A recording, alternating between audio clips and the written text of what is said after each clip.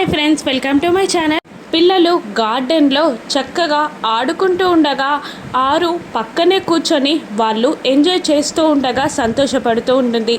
Building పైకి ఎక్కిన మనోహరి పిల్లలు ఆడుకోవడం గమనించి అమర్ ఇంట్లో లేడు.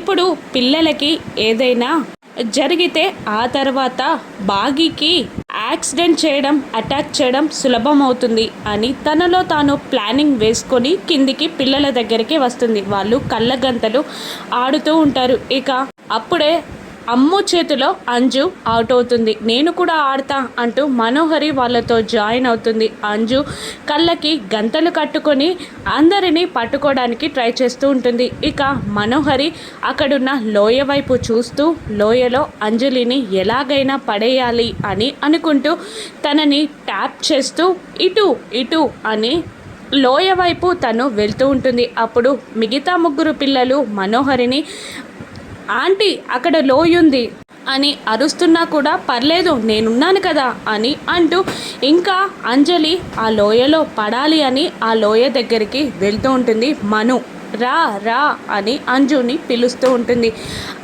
అంజు లోయలో పడుతుందా? ఆరు అంజుని కాపాడుతుందా? మనోహరి అంజు తన కన్న కూతురు అని ఎప్పుడు తెలుసుకుంటుంది? బాబ్జీపై అటాక్ చేసినప్పుడు అమర్ సక్సెస్ అవుతాడా? రాను ఎపిసోడ్స్లో చూద్దాం. Thank you for watching.